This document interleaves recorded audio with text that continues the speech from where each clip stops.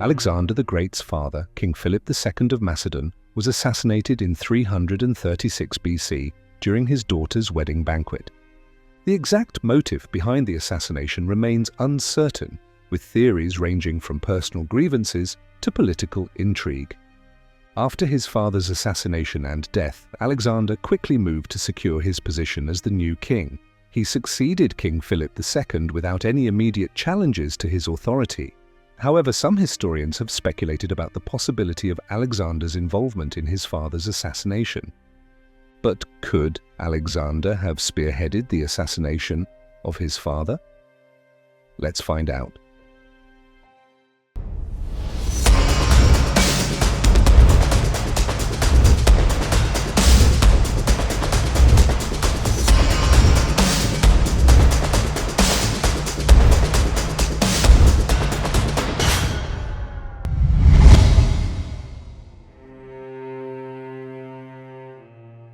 King Philip II of Macedon was Alexander the Great's father.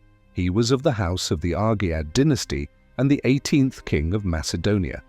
He had inherited a weakly, scarcely populated kingdom from his predecessor. Macedonia had not always been as powerful as it turned out to be. The Macedonians had almost been wiped out through a series of lost battles until King Philip II, in a fortunate turn of events, began fighting off and conquering the powerful kingdoms that surrounded them. Such were his exploits that the kingdom expanded until it became a force to reckon with in the entire region of Greece at the time. In the course of fighting to secure his territory, King Philip raised an army of lethal soldiers who were swift and skilled in the art of war. This same army was the finishing tool Alexander needed to conquer the Persian Empire, and they did. King Philip II was a strong man with a known weakness for women and young men. His many wives and countless young gay lovers were proof of this. Although most of his marriages were done to form alliances, the growing number of wives was brewing a storm in his palace. His fourth wife, Olympias, was the daughter of Neoptolemus I, king of Epirus. She was the mother of Alexander the Great, whom the king came to cherish so much that he crowned him as prince and heir apparent to the throne. Alexander showed great military prowess from a young age, further endearing him to his father. When King Philip married his last wife, Cleopatra, a quarrel ensued between him and Olympias. Olympias was threatened by the fact that Cleopatra was a full Macedonian, and any child she produced would have full Macedonian blood. To rub salt into the wound, Attalus, Cleopatra's uncle, made a public prayer at the wedding that infuriated Olympias and her son, Alexander. He prayed that Cleopatra would birth the one true lawful heir to the throne, and this caused Alexander to react aggressively. Olympias eventually fled the kingdom with her son, but after some time, Philip went after the duo, wanting to maintain his chances of having a capable heir to continue his legacy. He reconciled with Alexander and his mother, and they both returned to the palace. Nevertheless, the relationship between the trio never remained the same.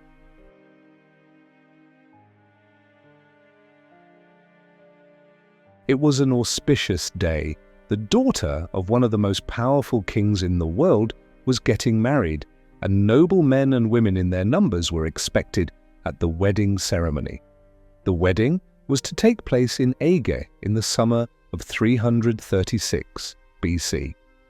His daughter, Cleopatra, was getting married to Olympia's brother, Alexander I of Epirus. Scores of supporters from neighboring and distant kingdoms were expected to show up in solidarity with the conqueror, King Philip II of Macedon. It was to be a season of celebration, but little did he know that it would be his last day on earth. He would not have expected that after over 40 years on the battlefield, he would be slain at a wedding. The ceremony was well underway as the crowd gathered, eagerly awaiting the entrance of the king. King Philip regally proceeded to the theatre, limping from an injury sustained years before in battle. In the twinkling of an eye, one of his personal bodyguards lunged forward toward the king and fatally stabbed him in his side before fleeing from the scene. Right before the very eyes of the people who had been invited to his daughter's wedding, King Philip was murdered in cold blood. He died shortly after the stabbing as the assassin attempted to escape to meet other associates.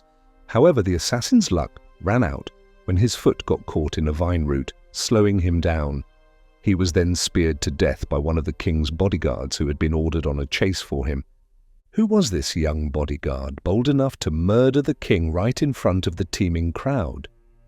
He might have been strange to some, but to others he was very well known. He had been the former lover of King Philip before he was quickly replaced by another of the king's attractions. King Philip loved not just women, but men. He was infamously known for his various illicit involvement with women and young boys. One of the young boys was the assassin who had felt jilted and proceeded to take revenge on the king. His name was Pausanias.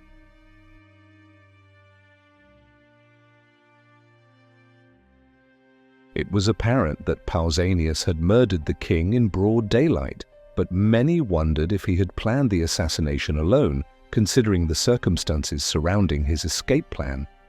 More than one horse had been made available for him to escape, and he had help from associates who were never discovered, but the other guards had quickly killed him before any information could be obtained from him.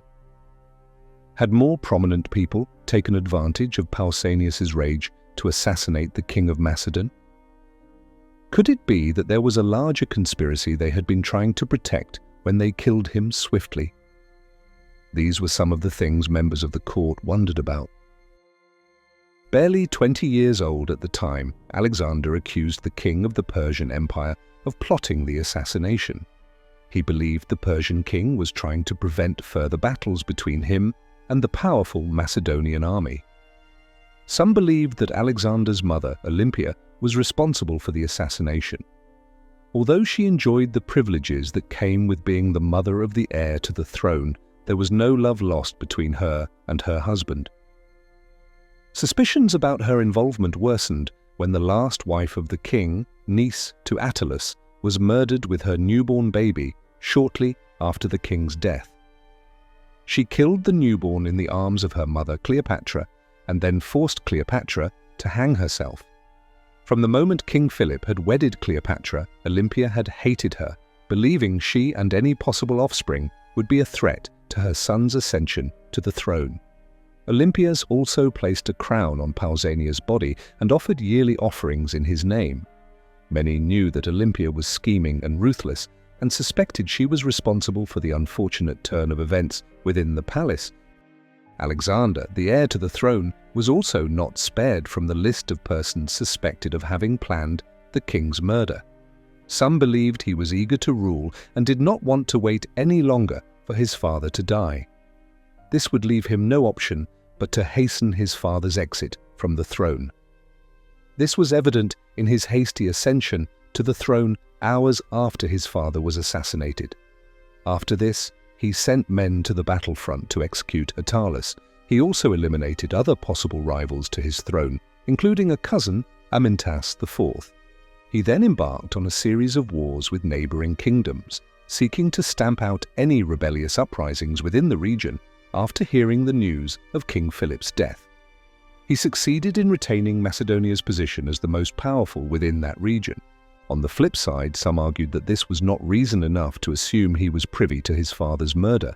He wasted no time in ascending the throne and fighting off enemies to ensure that he did not become the next Macedonian king to be assassinated.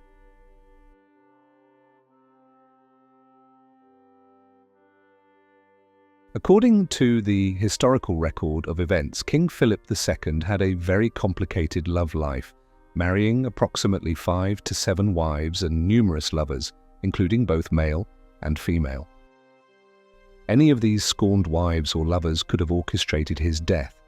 King Philip also made a lot of enemies through many years of wars and fighting, and there must have been various attempts to subdue their conqueror. It is possible that one of these enemies finally succeeded in silencing the king forever. However, there is no evidence to suggest that Alexander himself was directly involved in his father's death. Philip was assassinated during his daughter's wedding banquet by Pausanias, one of his personal bodyguards.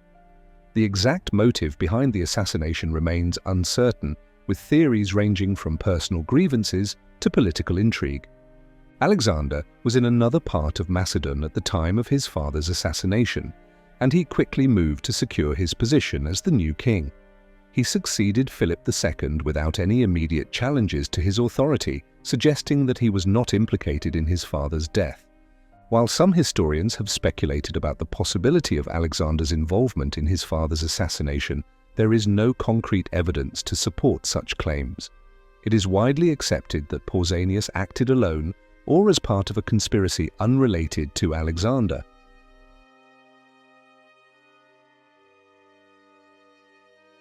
As the debates have lasted over centuries on who murdered the father of Alexander the Great, different archaeological discoveries have questioned his burial site and the circumstances surrounding his death. At the time being, one can never really know for sure who planned the death of King Philip II of Macedon.